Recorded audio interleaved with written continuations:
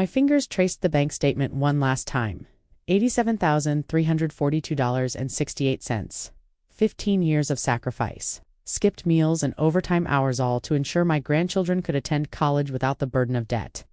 That night at dinner, when Bradford's cruel laugh echoed around the table and my own daughter joined in, something shifted inside me. 3 decades I'd spent putting everyone else first. 3 decades of just a cleaning lady whispered behind manicured hands. I slipped out without a word while they continued their meal, completely oblivious to my absence. By morning, I'd made my decision. The ocean had been calling me since John died. Perhaps it was finally time to answer. They wouldn't miss me until they needed something, and by then, I would be someone they no longer recognized. A woman who had chosen herself. Just before we get back to it, I'd love to know where you're watching from today, and if you're enjoying these stories, make sure you're subscribed because tomorrow's special episode is one you definitely don't want to miss. The phone rang just as I finished polishing the marble countertops in Mrs. Blackwell's kitchen. Her home was my last cleaning job of the day, and my back ached from hours of scrubbing and dusting. I dried my hands on a dish towel and checked the caller ID. Elise, my daughter, hadn't called in over 3 months, despite living just 20 minutes away. Mom. Her voice sounded tense but excited. We're having a dinner at our house this Saturday. Something important to announce. Can you make it? My heart skipped. After months of silence, an invitation. Of course, sweetheart. What time should I come? 7 sharp? Bradford's parents will be there too?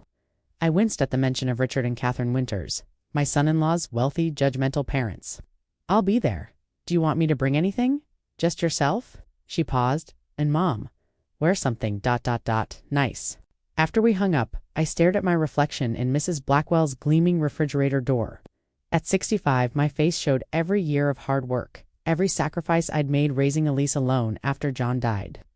I wondered what Bradford had accomplished. That warranted a formal family dinner. Probably another promotion. That man collected job titles like trophies. Later that evening, I sat cross-legged on my apartment floor with a cardboard box labeled Elise, Childhood. Inside were relics of our life together. Report cards, crayon drawings, birthday cards. I pulled out a photograph of Elise at her high school graduation, her smile bright and hopeful. I'd worked 3 jobs that year to afford her prom dress and senior trip. We did okay, didn't we, John? I whispered to the empty room, imagining my late husband beside me. He'd died of a sudden heart attack when Elise was 12, leaving me alone to raise our daughter on a high school education and sheer determination. I found the handwritten note Elise had given me when she left for college, the first in our family to attend. Mom, thank you for sacrificing everything so I could have opportunities you never had. I'll make you proud, I promise. I'll never forget what you did for me. The words brought tears to my eyes. That girl, so grateful, so aware of the sacrifices. What had happened to her? When had Bradford's world of country clubs and designer labels become more important than family loyalty? I carefully returned everything to the box except for one item, a small blue bank book. I opened it to the first entry, dated the day the twins were born 15 years ago. $500, my entire month's savings, the first deposit, into what would become their college fund. Every month since then, I'd added whatever I could, spare sometimes just $20, sometimes more. The interest had compounded and my careful investments had grown the sum to $87,000. Not enough for Ivy League schools. Perhaps, but enough to give Emma and Ethan a solid start without crushing debt. Bradford had scoffed when I'd mentioned the fund at the twins' 10th birthday. They'll go to Princeton or Yale, like proper Winters men and women. We've got it covered. But I'd kept saving anyway. Bradford's sure things had a way of evaporating when reality hit. The next morning, I withdrew my last $300 from my checking account and headed to the discount department store. I needed something nice for dinner. Elise's code for don't embarrass us in front of the Winters. I found a simple navy blue dress on the clearance rack, marked down to $89. It looked reasonably fashionable and hid the extra pounds I'd gained over the years. I added a costume jewelry necklace that looked more expensive than it was. On my way home, I stopped at the mall and spent another $100 from my emergency fund on gifts for the twins, a science book Emma had mentioned wanting, and a new sketch pad for Ethan's drawings. Bradford never encouraged Ethan's artistic talents, insisting the boy focus on business and economics instead. Drawing is a hobby, not a career, he'd declared at Thanksgiving last year. I was wrapping the gifts when my phone rang. Patricia Miller, my best friend since high school lore, former best friend. We hadn't spoken since Elise's wedding 7 years ago. When Patricia had pulled me aside at the reception, "Martha, that man is poison," she'd whispered. watching Bradford hold court with his banking colleagues. He looks at Elise like she's another acquisition, and the way he dismissed you during the toasts, ... He makes her happy, I'd insisted. Though doubt had already taken root, that's all that matters. Happiness built on pretense never lasts, Patricia had said, shaking her head. Just be careful. Don't let him erase who you are. I'd avoided Patricia after that, unwilling to hear more truths I wasn't ready to face. Now her name on my phone screen felt like an omen. Patricia, is everything okay? Martha Reynolds? I was just thinking about you. I'm selling my to Arizona to be closer to my son and his family. We chatted awkwardly for a few minutes, dancing around the years of silence. Before hanging up, Patricia said, I heard through the grapevine that Elise and Bradford bought property on Lake Winnipesaukee, building some mansion. I hope they're including a mother-in-law suite for you. I felt a twist in my stomach. Elise hadn't mentioned any vacation home. I'm sure they have it all planned out, I said, not wanting to admit I was in the dark. Later that afternoon, I decided to stop by my bank. Gloria, the manager, had helped me set up the college fund years ago and always greeted me by name. Martha, how are you? How's that handsome grandson of yours? I smiled. Ethan's wonderful, growing like a weed, actually. I wanted to check on the education fund. Make sure everything's in order. I didn't mention why the timing suddenly seemed important. Gloria pulled up the account on her computer. You've done an amazing job here, Martha. 15 years of consistent saving.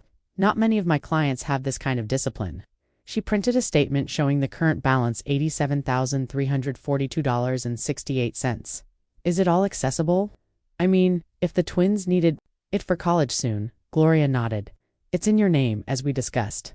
Not a formal trust. You can transfer it to them whenever you're ready. She studied my face.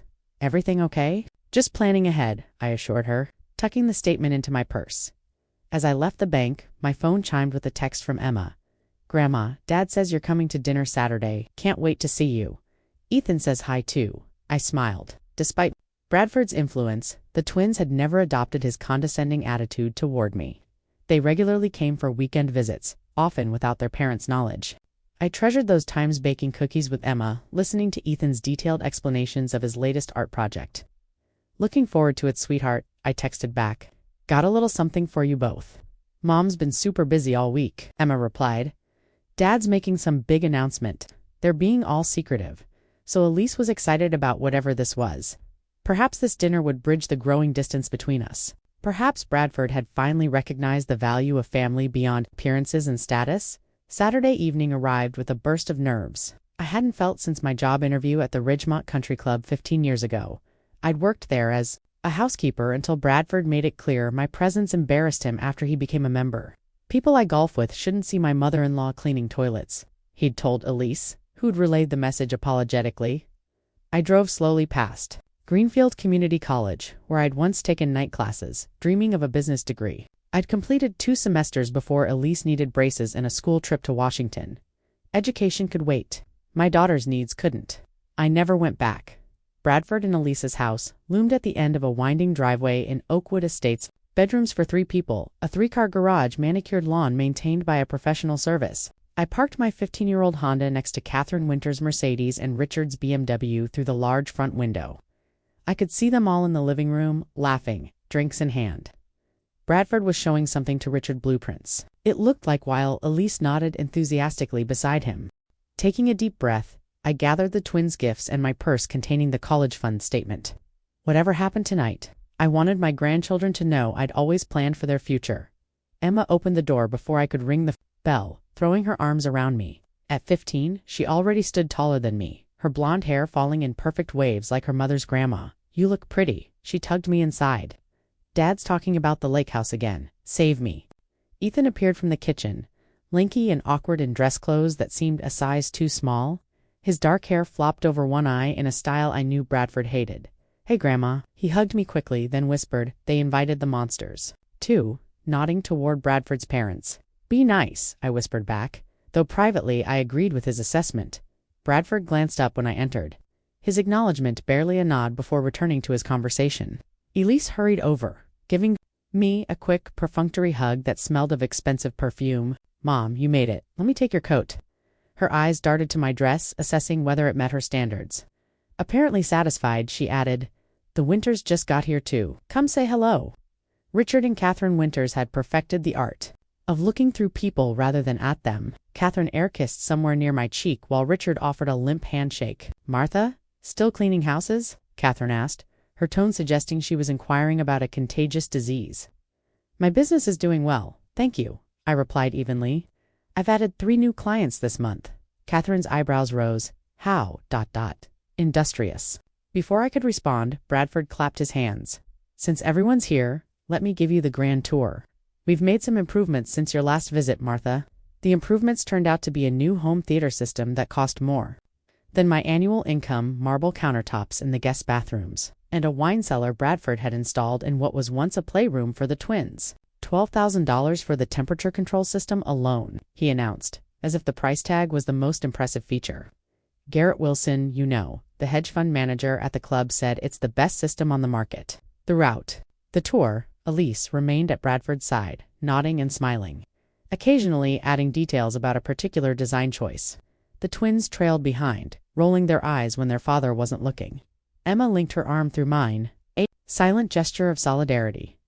Back in the living room, Bradford poured drinks for everyone, expensive scotch for the men, white wine for the women, and sparkling water for the twins and me.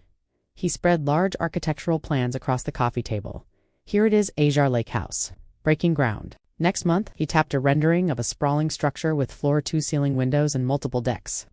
5,000 square feet of pure luxury on Lake Winnipesaukee, 3 boat slips, infinity pool overlooking the water. The Prescotts, they live 4 doors down from us. Here they've had a place on the lake for years, but nothing like this. So Patricia had been right.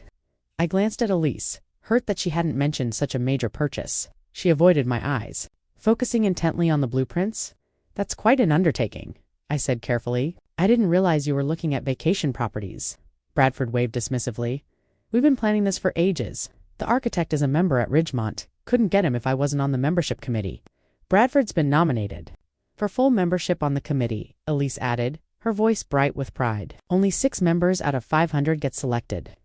Speaking of the club, Catherine interjected, turning to me, do you still clean for the Thompsons? Marjorie mentioned something about her wonderful housekeeper at Bridge last week. Yes. I've worked for the Thompsons for 12 years now, and you do everything yourself. No, help. The way she said it made clear she couldn't imagine cleaning another person's home without feeling degraded. My business is just me, I said, meeting her gaze steadily. Quality over quantity. Ethan jumped in. Grandma's the best. Mrs. Blackwell said she wouldn't trust anyone else with her antiques. She has that super valuable clock collection. And yes, Bradford interrupted, clearly bored by talk of my work. Shall we move to the dining room? Maria has prepared something special. Maria, the housekeeper Bradford insisted on hiring despite Elise's protests that she could manage their home herself.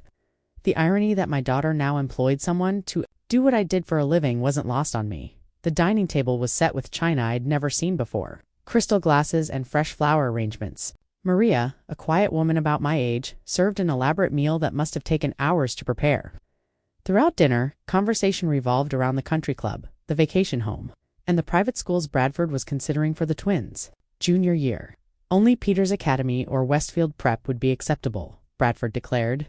The connections made at those schools last a lifetime. The headmaster at Peters is a personal friend. He's holding 2 spots for Emma and Ethan. Emma frowned. Dad, I've told you I want to stay at Lakeside Public. All my friends are there, and their science program is amazing.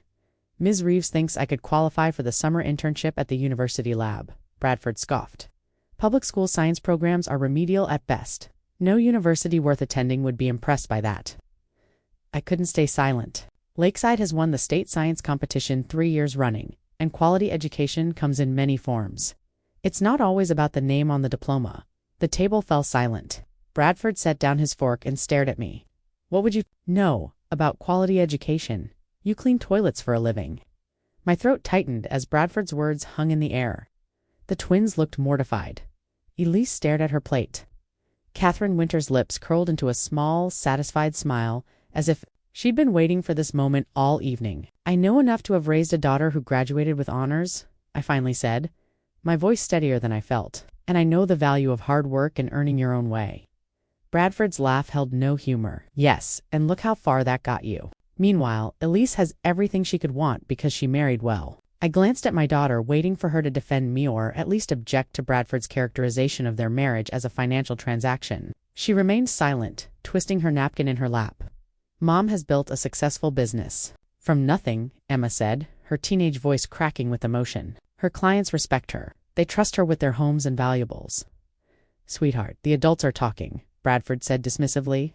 Why don't you and Ethan check if Maria needs help with dessert? We're fine right here, Ethan replied. His jaw set in a way that reminded me of his grandfather, John. My heart swelled with pride at the twins' loyalty. Bradford turned back to me. Look, Martha, I appreciate that you worked hard as a single mother. That's commendable. But let's not pretend that cleaning houses puts you in a position to advise on elite education or career paths. I thought of the college fund statement in my purse. For 15 years, I'd been quietly ensuring my grandchildren would have educational opportunities. Regardless of Bradford's promises or plans, I'd lived frugally, invested carefully, built something substantial from my menial earnings. Actually, I've been saving for the twins' education since they were born, I said. I've put aside a little each month. It's grown to quite a nice sum. Bradford's eyebrows shot up. You? A college fund? He turned to Richard and Catherine with an amused expression. We don't need handouts from someone who barely made it through high school. My year-end bonus could probably double whatever you've managed to scrape together. And then it happened the moment that would change everything. Bradford laughed at my 15 years of sacrifice, and Richard joined in with a hearty chuckle. Catherine tittered behind her manicured hand, and Ellie, my daughter, my only child, the person for whom I'd given up everything, she laughed too. A small, uncomfortable laugh, but a laugh nonetheless. As she avoided my eyes, the twins sat frozen, looking between their parents and me in disbelief. Emma's eyes filled with tears. Ethan's hand clenched his fork so tightly his knuckles whitened. I felt something shift inside me, a foundation crumbling, a final thread snapping. For decades, I'd defined myself by what I gave to others. I'd accepted disrespect, condescension, and invisibility, believing my sacrifices were worthwhile because they benefited my family. In that moment of collective laughter, I saw with perfect clarity that I'd allowed myself to become a footnote in my own life. Excuse me, I said quietly, placing my napkin beside my half-eaten meal. I need to use the restroom. No one objected as I left the table. In the hallway, I paused, hearing the conversation resume as if I'd never been part of it. Bradford was already discussing his country club committee nomination again. Instead of turning toward the bathroom, I retrieved my purse from the entryway table. I scribbled a quick note on the back of a shopping list from my wallet. Emma and Ethan, I love you both. Call me tomorrow. Grandma. I slipped the note and their wrapped gifts onto the small desk in the foyer where the twins usually dropped their school bags. Then, without looking back, I walked out the front door into the cool evening air. Sitting in my car, I watched through the dining room window as Maria served dessert. No one had noticed my absence yet. Or if they had, they didn't care enough to check on me. The scene looked like something from a glossy magazine. Beautiful people in a beautiful home, enjoying their beautiful, privileged lives. I started the engine and pulled away from the curb, tears blurring my vision until I had to pull over a few blocks away. I cried then deep, racking sobs that came from somewhere primal inside me. I cried for the young widow who'd worked her fingers raw to provide for her daughter. I cried for the grandmother whose love and contributions were dismissed as negligible. Mostly I cried for the woman I'd been, the one who believed that if she just gave enough, sacrificed enough, she would eventually be seen and valued. When the tears finally subsided, I felt hollow but curiously light, as if I'd emptied myself of decades of accumulated hurt and disappointment. I drove home in a state of unusual calm, my mind unusually clear and focused. My small apartment welcomed me with its familiar, modest comforts: the armchair I'd reupholstered myself, the bookshelf John had built when we were first married, the collection of seashells from the one beach vacation we'd managed to take before he died. I'd always imagined retiring to a coastal town, falling asleep to the sound of waves. John and I had talked about it, planned for it. Before cancer stole his future and transformed mine, I made a cup of tea and sat at my kitchen table with a legal pad. On it I wrote, "What do I want the rest of my life to look like?" It was past midnight when I finally went to bed, the pad filled with notes, questions, and possibilities I hadn't allowed myself to consider in years. Sleep eluded me as scenes from the dinner replayed in my mind, each recollection stoking a slow-burning anger I'd long suppressed by dawn. I had made my decision. The early morning light filtered through my blinds as I sat at my kitchen table, eyes gritty from lack of sleep. My phone showed 5 missed calls from Emma, 2 from Ethan, and none from Elise. I texted the twins, "I'm fine. Need some time to think. Love you both." I opened my laptop and began researching, starting with the legal status of the college fund. Since I'd established it as a regular investment account in my name, with the intention of gifting it to the twins later, I had full legal control. The money was mine to use as I saw fit. Next, I searched coastal properties 3 hours north. I'd always dreamed of living by the ocean, falling asleep to the rhythm of waves, waking to salt-tinged air. John and I had planned to retire to the coast before cancer claimed him. For 23 years, I'd set that dream aside, putting everyone else's needs before my own. By 8:30 a.m., I was dressed in my most professional outfit, a navy pantsuit I wore to meet new clients. The bank opened at 9 o'clock. I was waiting outside the door. Gloria looked surprised to see me so early. "Martha, good morning. What brings you in today?" "I need to make a withdrawal," I said, my voice steadier than I'd expected. "From the education fund." She led me to her office, concern evident in her expression. "The whole amount?" "Yes," Gloria hesitated. "That's a significant sum to withdraw at once. Is everything all right? You've been building this for so many years." 15 years, I confirmed. "And yes, everything is fine. I've decided to use the money differently than originally planned." She studied me carefully. "Martha, I have to ask, is anyone pressuring you to withdraw these funds? You've never mentioned any financial difficulties?" I appreciated her concern. "No one is pressuring me. In fact, quite the opposite. This is the first decision I've made solely for myself in over 2 decades. After completing the necessary paperwork, I sat waiting while Gloria processed the withdrawal. The bank's lobby had filled with the morning rush of customers. Among them, I spotted a familiar figure, Patricia Miller, my estranged friend. Our eyes met, and after a moment's hesitation, she approached. "Martha, twice in 1 week after 7 years must be fate." "Patricia," I managed a smile. "What brings you to the bank?" "Finalizing the sale of my condo. Signed the papers yesterday. I'm officially Arizona-bound next month." She peered at me more closely. "You look like you haven't slept." "Everything." "Okay." Before I could answer, Gloria returned with a bank check for $87,342.68, the entire balance of the college fund. Patricia's eyes widened at the amount. "Let me buy you coffee," she offered. "You look like you could use someone to talk to." 20 minutes later, we sat in a corner booth at the cafe across from the bank, 2 former best friends finding our way back to familiar territory. I told her everything: the dinner, Bradford's insults, Elise's betrayal by laughter, my sleepless night of soul-searching. "So, what are you going to do with the money?" Patricia asked, gesturing toward my purse where the check rested. "I'm buying myself a life," I said, surprising myself with the conviction in my voice. "I've spent 23 years since John died, putting everyone else first. Today, I choose me." Patricia reached across the table and squeezed my hand. "It's about damn time." I told her about the properties I'd been researching, my long-deferred dream of living by the ocean. "You know," Patricia said thoughtfully, "my real estate agent mentioned there's a small condo complex right on the beach in brand new units, but they're selling quickly. My agent said they're perfect for single professionals or retirees." "Want her number?" By noon, I had an appointment to view a 1-bedroom beachfront condo the following day. The asking price was $289,000 steep, but with the college fund as a substantial down payment and my steady income from cleaning houses potentially manageable, when I returned home, my answering machine blinked with messages. I played them while sorting through bills at my kitchen table. "Mom, it's Elise. Where did you go last night? The twins said you left them gifts and a note. Call me back." Her tone was more irritated than concerned. "Grandma, it's Emma. Are you okay?" "That was really mean what Dad said. Ethan and I are worried. Please call us, Mom. It's Elise again. Bradford says you're being overly sensitive. You know how he gets when he's excited about something. Call me." "Grandma, Ethan here. Emma, and I want to come see you. Is tomorrow after school okay?" "Don't. Tell Mom and Dad." The final message came from Elise, left just an hour ago. "Mom, you're being dramatic. You know how Bradford gets when he's excited about something. The Winters already think our family is odd. Running out didn't help. Call me back." Not one word of apology. Not one acknowledgement of how hurtful the dinner had been. Just concern about appearances and Bradford's parents' opinion. I picked up the phone and called Ethan back, confirming they could visit after school tomorrow. Then I began making lists: what to keep, what to sell, what to pack, if the condo viewing went well. The prospect of radical change at 65 should have terrified me. Instead, I felt more alive than I had in years. The twins arrived the next afternoon, still in their school uniforms, their young faces drawn with worry.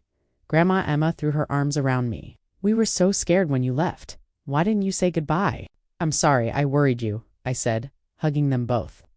I needed some time alone to think. Dad was awful, Ethan said bluntly. What he said about your job and education, it was cruel. And Mom just sat there. I ushered them to the kitchen, where I'd prepared their favorite snack, chocolate chip cookies still warm from the oven, and homemade lemonade. As they ate, I studied their faces, looking for signs of Bradford in their features. There were none. Emma had Elise's delicate bone structure and my own blue eyes. Ethan resembled his grandfather John so strongly it sometimes made my heart ache. I thought, need to tell you both something? I began carefully. I'm making some changes in my life. What kind of changes? Emma asked, cookie suspended halfway to her mouth. I'm thinking of moving to the coast. I've always wanted to live near the ocean. Their reactions couldn't have been more different. Emma's face crumpled in distress while Ethan nodded slowly, as if he'd been expecting this. But you can't leave, Emma protested. You're only 20 minutes away now. How will we see you? The coast is only 3 hours by car, I assured her. You can visit on weekends and school breaks, and I'll come back to see your school events. I didn't mention that their parents would likely try to prevent such visits once they learned what I'd done. Is this because of what Dad said? Emma pressed. Partly, I admitted, but it's more than that.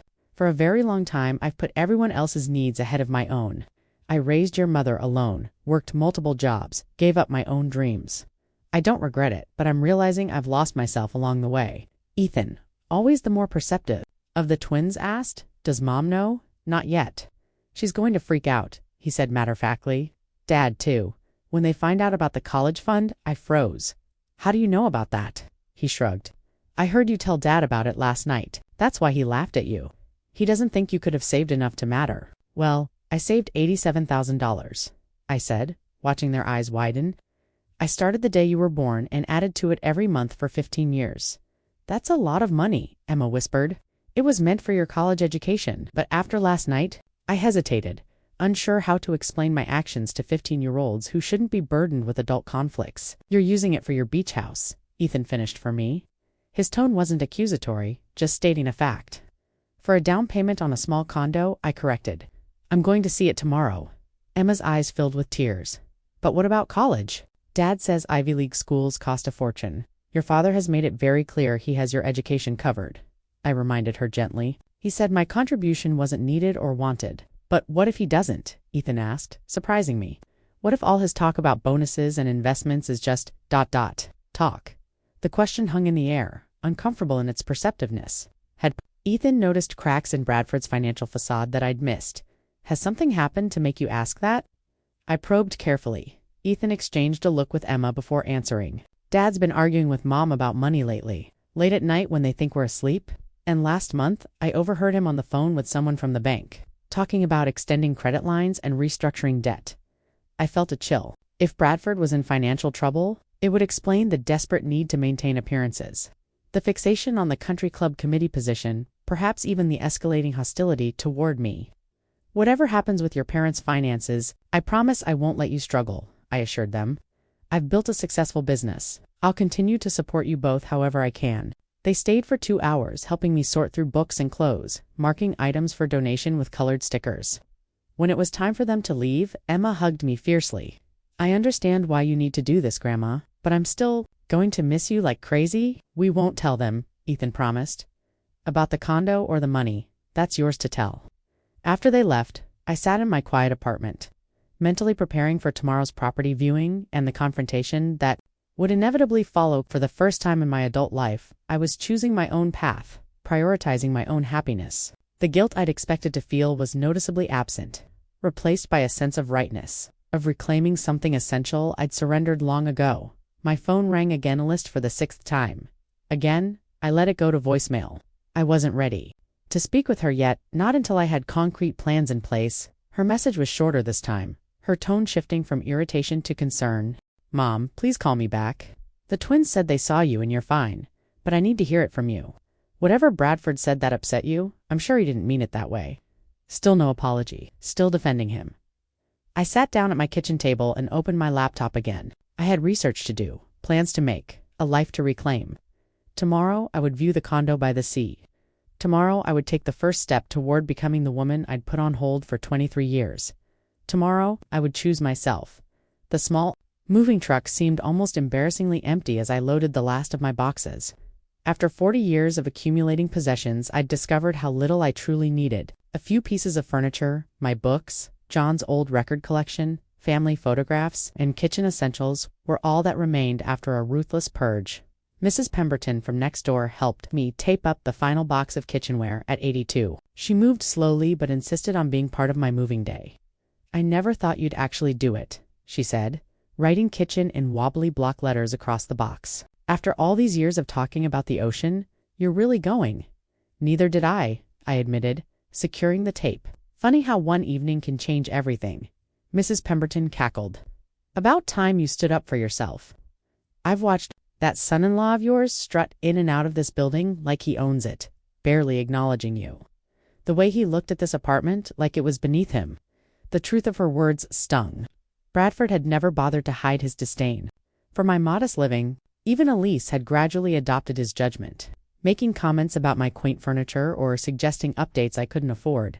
"You have my new address," I reminded Mrs. Pemberton, "and my phone number. Call any time. You focus on that ocean of yours," she said, patting my arm. "You've earned every wave."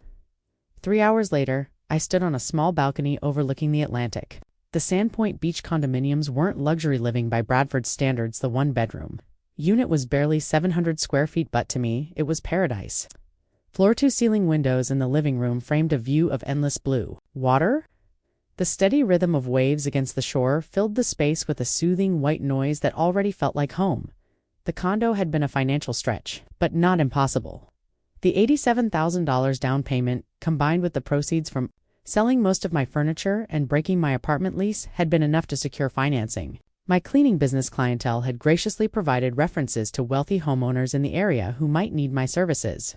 2 had already scheduled interviews. That first night, I sat on my balcony with a cup of tea and John's old photograph in my hands. It showed us at 24, newly married, standing on a beach during our honeymoon weekend, the only beach vacation we'd ever taken. "We made it," I whispered to his smiling face.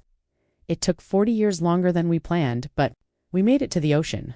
In the morning, I woke to sunlight dancing across my bedroom ceiling, reflected from the water. I made coffee and walked barefoot along the shore, feeling sand between my toes and collecting small shells that caught my eye. For the first time in decades, I had nowhere to be. No one counting on me, no expectations to fulfill except my own. The freedom was terrifying and exhilarating. Within 2 weeks, I'd secured 5 regular cleaning clients, all wealthy vacation homeowners who needed someone trustworthy to maintain their properties. I charged premium rates, positioning myself as an executive housekeeper rather than a cleaning lady. My years of experience and impeccable references allowed me to be selective about whom I worked for. I found myself turning down potential clients who reminded me too much of Bradford. Pristine coastal cleaning services became known for attention to detail and discretion. Unlike in my previous life, where my work was treated as menial and invisible, here I was valued as a professional on a whim. I enrolled in 2 classes at Sandpoint Community College to business management and computer skills for professionals. On the first day, I sat in the back row, convinced I'd be the oldest student by decades. To my surprise, nearly a third of the class were adults over 50, returning to education after career changes or retirement. Professor Winters, no relation to Bradford's family, thankfully noticed my hesitation during a discussion about marketing strategies. "Mrs. Reynolds, you've been running a successful service business for 2 decades. Would you share your experience with customer retention strategies?" Startled, I stumbled through an explanation of how I'd maintained long-term clients through reliability and personalized service. To my amazement, students took notes. After class, Professor Winters asked if I'd consider speaking to her entrepreneurship seminar about small business development. "Me," I laughed. "I'm just a cleaning lady." "You're a successful small business owner who's maintained profitability for 20 years in a competitive service industry," she corrected. "That's exactly who my students need to hear from." A month after my move, I received my first email from the twins. Elise had finally discovered I'd left town, apparently after dropping by my apartment and finding it empty. According to Emma, there had been a major meltdown when they couldn't locate me. "Mom says you've abandoned the family," Emma wrote. "Dad says you're being childish. Ethan and I miss you. Can we visit during spring break? We won't tell them where you are if you don't want us to." I sent them my address and phone number with strict instructions not to share it with their parents until I was ready. "Of course you can visit," I wrote back. "There's a sofa bed in the living room with your names on it." Meanwhile, I joined a beachcombers club that met every Saturday morning to collect shells and beach glass. Through them, I discovered a widows support group that gathered weekly at the local community center. Having spent years avoiding social connections partly from being too busy, partly from the subtle shame Bradford had instilled about my lowly status, I found myself hungry for friendship. Among these women, my job didn't define me. My modest home and income weren't measuring sticks of my worth. We shared stories of love and loss, of reinvention and resilience. For the first time since John died, I felt truly seen. Beverly Wilson, a retired teacher who'd lost her husband to Alzheimer's 3 years earlier, invited me to a beach cleanup event organized by the local conservation society. That's where I met Robert Donovan, a retired marine biologist with kind eyes and a quiet demeanor. "First time volunteering?" he asked, handing me a trash bag and gloves. "First time doing a lot of things lately," I replied. We ended up walking the same stretch of beach, talking easily about everything from tide patterns to classic films. When he asked if I'd like to get coffee afterward, I surprised myself by accepting. Coffee led to dinner the following week, which led to regular walks along the shore. Robert had lost his wife to cancer 5 years earlier. Like me, he'd moved to the coast to start fresh. "I spent 40 years studying the ocean," he explained as we watched the sunset from my balcony. "But it took losing Claire to make me actually live beside it." When spring break arrived, the twins showed up at my door with backpacks and wide eyes. Emma hugged me fiercely while Ethan whistled appreciatively at the ocean view. "Grandma, this is amazing," Emma exclaimed, running to the balcony. "You live on the actual beach." "It's small, but it's mine," I said, watching their reactions with nervous pride. "It's perfect," Ethan declared, dropping his backpack on the floor. "Way better than our house with all those rooms nobody uses." Over homemade lasagna, they filled me in on the past few months. Bradford and Elise had been arguing more frequently about money. The lake house construction had been paused indefinitely, for reasons they wouldn't explain to the twins. Bradford's country club committee nomination had fallen through, after he'd missed several payment deadlines. "Dad lost it when that happened," Emma said, helping herself to more salad. "He threw his golf clubs in the pool. Mom cried for 2 days. They don't know we're here," Ethan added. "We told them we're staying with Jason's family for a college visit tour." That night, after they'd gone to bed on the pull-out sofa, I sat on my balcony watching the moonlight on the water. Their visit had confirmed what I'd suspected. Bradford's financial house of cards was beginning to collapse. Part of me felt vindicated, but a larger part worried for the twins and even for Elise, who'd tied her identity so completely to Bradford's success. The next morning, over pancakes, I finally had the conversation I'd been avoiding. "I need to tell you both something," I began, "about the college fund." They exchanged a glance. "You used it for this place?" Ethan said. "We know." "Not all of it," I clarified. "But yes, a significant portion became the down payment. I need you to understand why." I explained how their father's dismissal of my contribution had been the final straw after years of disrespect. How their mothers had broken something fundamental in me. To my surprise, they nodded in understanding. "We've talked about it," Emma said. "About what we would have done if we were you." Ethan said he would have thrown the wine in Dad's face. "I would have?" Ethan confirmed, completely serious. "The thing is," Emma continued, "we didn't expect you to keep funding our college after the way Dad treated you. We've already decided I'm going to state on a science scholarship, and Ethan's taking a gap year to build his portfolio for art school." I blinked in surprise. "Your father is okay with this plan?" They laughed, a sound so synchronized it reminded me they were twins. "He doesn't know yet," Ethan said. "We're waiting for the right moment." "Which means never," Emma added. "But we have to tell them eventually." Before they left to return home, I made a confession of my own. "I've been setting aside money for you both since I moved here. It's not much, yet just a few thousand, but it's growing. Your education still matters to me even if I needed to prioritize myself this time." They hugged me with such fierceness it brought tears to my eyes. "Don't tell your parents about this place," I said as they climbed into the taxi. "I'll tell them when I'm ready." 3 years passed in a rhythm of contentment I'd never imagined possible. My business thrived, allowing me to work fewer hours. For better pay, I completed my associate's degree in business administration, graduating with honors at 6. Robert and I grew closer, our relationship deepening into something neither of us had expected to find again. Through it all, I maintained my promise to the twins, depositing money each month into separate accounts for their education. Emma was thriving at State University, her science scholarship covering most costs. Ethan had discovered a passion for graphic design during his gap year and was now attending art school part-time while working for a local technology company.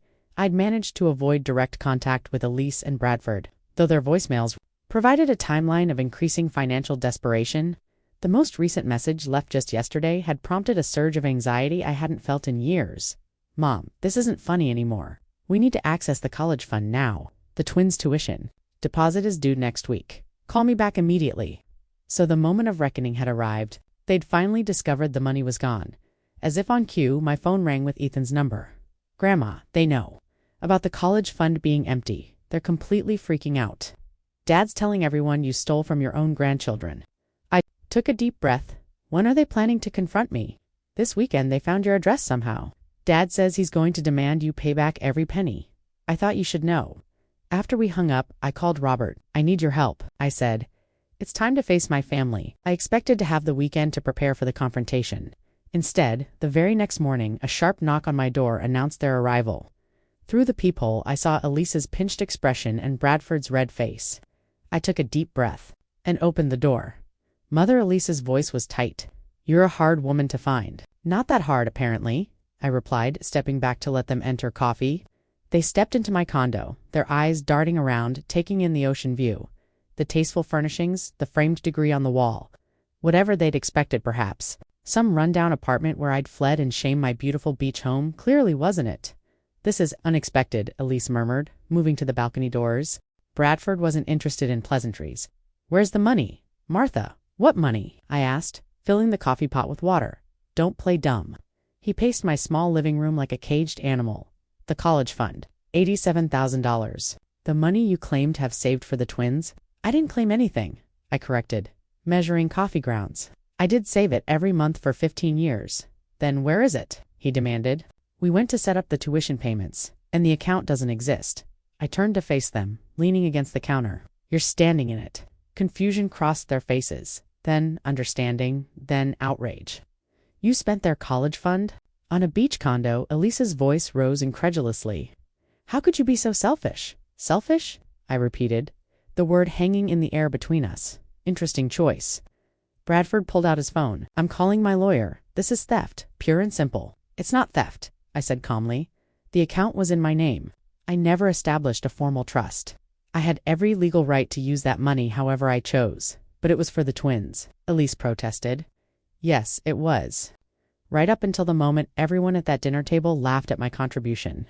I poured 3 cups of coffee, sliding theirs across the counter, "including you, Elise." She had the grace to look away. "I didn't mean to laugh, but you did. You sat there while your husband insulted my education, my career, and my ability to provide for my grandchildren, and you laughed." Bradford dismissed this with a wave. "Oh, for God's sake, it was a joke. You've spent 3 years hiding over a joke." "I haven't been hiding. I've been living." I gestured to my home. "Building a new life where I'm respected, valued for my contributions, surrounded by people who see me as more than just a cleaning lady." "Well, your new life has created a crisis for us," Bradford snapped. "The twins need that money for tuition. My investment portfolio has experienced some temporary setbacks and temporary—" Elise interrupted, surprising both of us. "Bradford, stop. The lake house is in foreclosure. Your credit cards are maxed out. The country club terminated our membership last month. These aren't temporary setbacks." Bradford's face reddened further. "This isn't the time. It's exactly the time," Elise insisted, a hint of backbone I hadn't seen in years. "Mom deserves the truth. If we're asking for her help—" I looked between them, finally seeing the strain that 3 years had etched into their faces. Elise looked thinner, shadows beneath her eyes suggesting sleepless nights. Bradford's designer clothes seemed slightly faded, his gold watch noticeably absent. "What happened?" I asked quietly. Bradford slumped onto my sofa, the fight suddenly draining from him. "The market turned against some key investments. The vacation property development went belly up after the environmental impact study. The startup I backed folded. Nothing criminal, nothing I could control, just bad luck. And terrible money management," Elise added, her voice tight, "and refusal to acknowledge problems until they became catastrophes, and constant lies about our financial situation." "I was trying to protect you," Bradford muttered. "You were protecting your ego," she shot back. I stood watching this exchange, feeling strangely detached. For decades, I'd defined myself in relation to these people. Mother, mother-in-law, family, matriarch, silent supporter. Now they were just a middle-aged couple with money problems. making the same mistakes millions of others had made. A key turned in the lock, and the door swung open to reveal Emma and Ethan, their faces anxious. "Grandma, we tried to call and warn you," Emma broke off when she spotted her parents. "Oh, you're already here. What are you two doing here?" Bradford demanded. "You're supposed to be at college orientation." "We drove down to warn Grandma." "You were coming to confront her," Ethan said, closing the door behind them.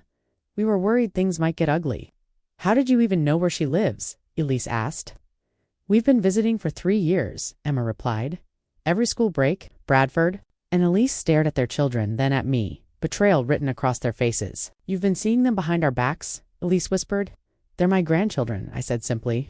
"And they're adults now, capable of deciding who they want in their lives." "We should all sit down," Emma suggested, taking charge in a way that reminded me powerfully of myself at her age. "Out on the deck where we can't shout at each other without the neighbors hearing." Remarkably, everyone complied, following her through the sliding doors onto my small oceanfront deck. Robert had helped me outfit it with comfortable chairs. Arranged in a circle, perfect for the evening gatherings of friends I'd come to host regularly. Now, my estranged family sat stiffly in this intimately arranged space, the crash of waves providing background to our uncomfortable silence.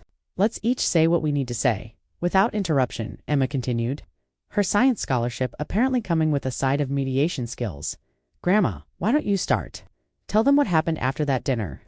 I looked at my granddaughter with fresh appreciation, then turned to face my daughter and son. "After I left your house that night, I realized I'd spent 23 years diminishing myself to avoid rocking the boat. I raised Elise alone after John died, working whatever jobs I could get with my high school education. I put my own dreams on hold: college, career advancement, even basic pleasures, like an occasional vacation." I paused, gathering my thoughts. When the twins were born, I started that college fund because education was the one thing I regretted missing in my own life. Every month, no matter how tight money was, I added to it. Sometimes just $20, sometimes more. I watched it grow and felt proud of what I was building for them. Bradford shifted uncomfortably. Then came that dinner. "Bradford, you looked me in the eye and told me my contribution didn't matter, that my lifetime of hard work amounted to nothing compared to your year-end bonus." And everyone laughed. "Mom, Elise began. "Please, let me finish." That laughter clarified something for me. I realized I'd become a footnote in my own life, the helpful mother, the doting grandmother, the invisible housekeeper, the woman whose contributions could be dismissed with a chuckle. I looked out at the ocean, drawing strength from its constant motion. So I made a choice. For once, I put myself first. I used the money I'd saved to create a life that brings me joy. I built a successful business on my terms. I earned a degree. I gestured to the water. I fulfilled the dream of living by the ocean that John and I had before cancer took him. I turned back to face them. I won't apologize for choosing myself, not after a lifetime of putting everyone else first. Silence fell, broken only by the sound of waves and distant seagulls. Emma nodded to Elise. "Mom, your turn." Elise twisted her wedding ring, a nervous habit since childhood. "I didn't realize how much I had hurt you. After you left, I told myself you were being oversensitive, that you didn't understand Bradford was just joking." She looked up, tears in her eyes. "But that's not true. I knew how he spoke to you was wrong. I knew how I laughed was wrong. I've known for years that I've become someone I don't recognize, someone who cares more about appearances than substance." She wiped her eyes. "The truth is, I've been in therapy for the past year trying to understand how I turned into the kind of person who would laugh at her own mother, who would choose status over family, who would model such terrible values for her children." This revelation stunned me. "You never mentioned therapy in your messages."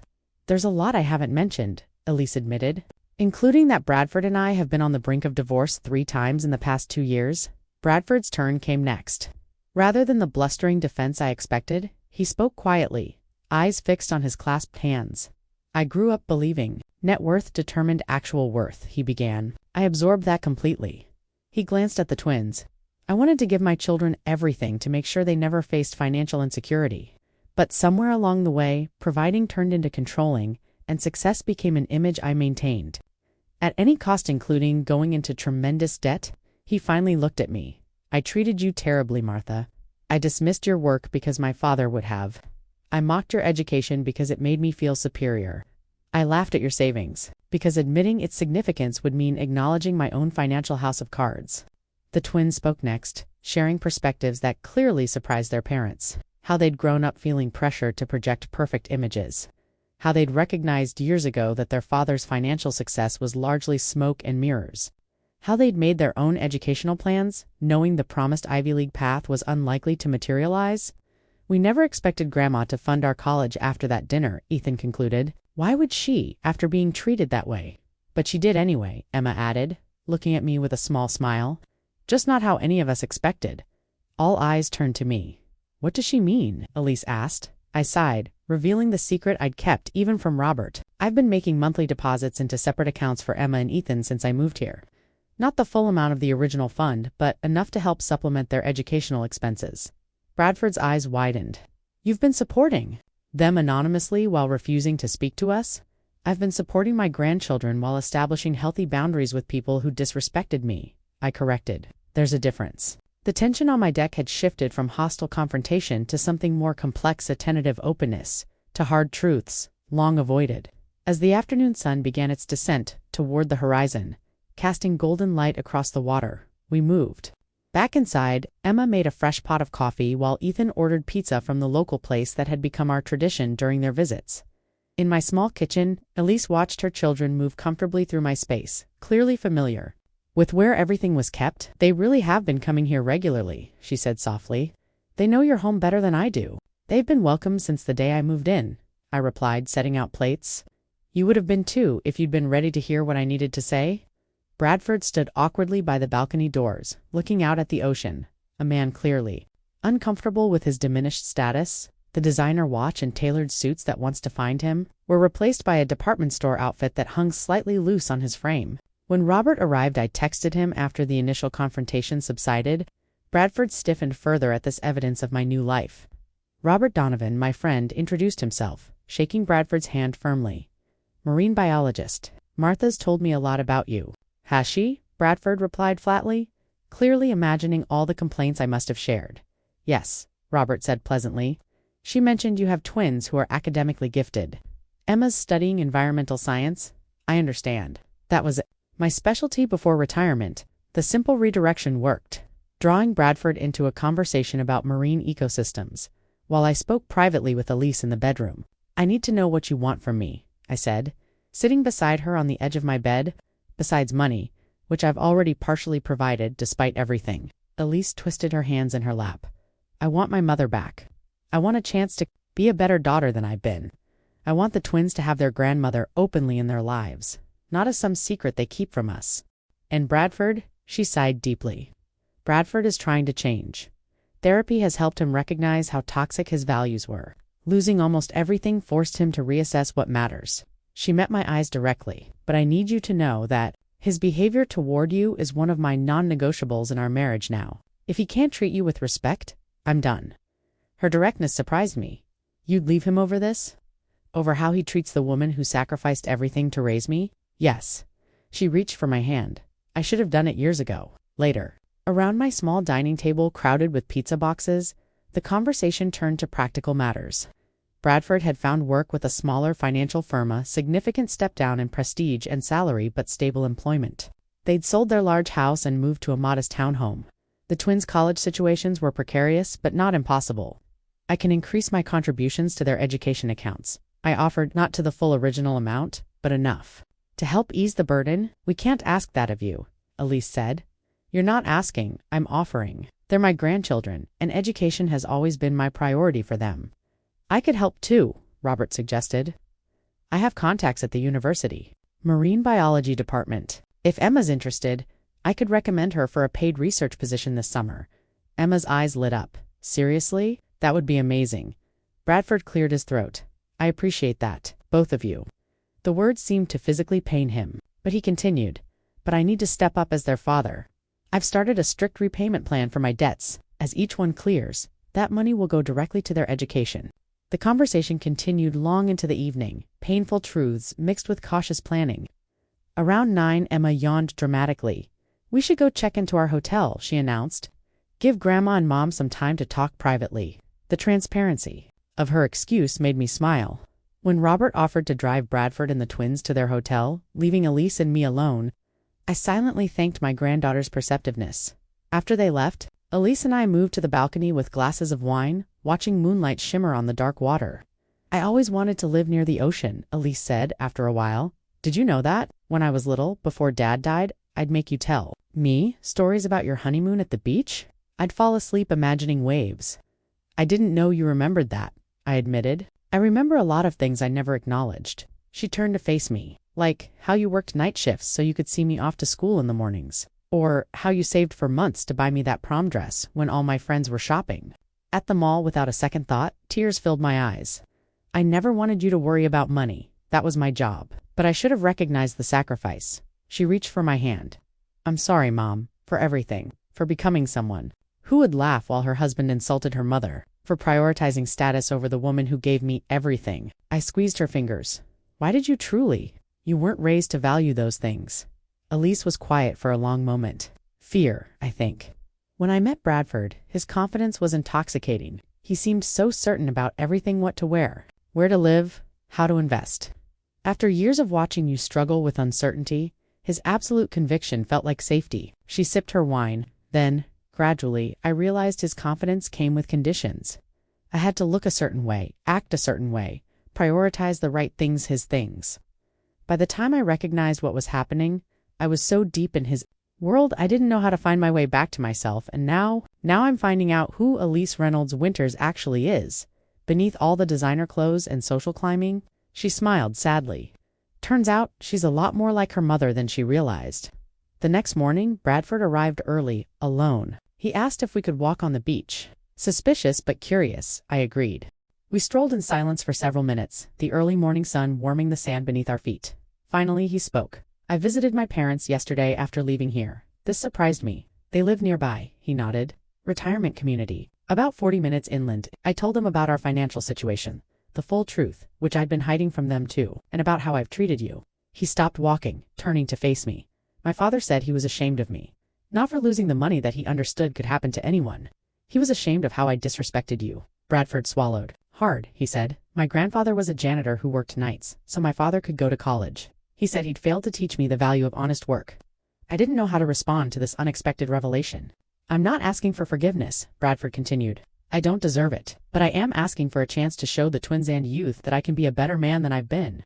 That will take time, I said carefully. I know, but I'm hoping we can start with breakfast. He gestured toward a small beachfront cafe up ahead. The twins and Elise are waiting. There's something I want to do publicly the way I humiliated you publicly 3 years ago. Intrigued and cautious, I followed him to the cafe. The twins and Elise sat at a large table on the outdoor patio, along with Robert and an elderly couple I didn't recognize immediately. As we approached, I realized with shock that they were Richard and Catherine Winters Bradford's parents, looking far less intimidating than I remembered. Bradford guided me to the table, then suddenly raised his voice enough for neighboring. Tables too here? I want everyone here to meet Martha Reynolds, he announced, his hand lightly on my shoulder. The extraordinary woman who built a successful business from nothing and taught our family what real strength looks like. Catherine Winters, whose condescension had once cut so deeply, stood to embrace me. It's lovely to really meet you, Martha. Bradford has told us how much you've done for Emma and Ethan and how poorly we've all treated you. I hope we might start fresh.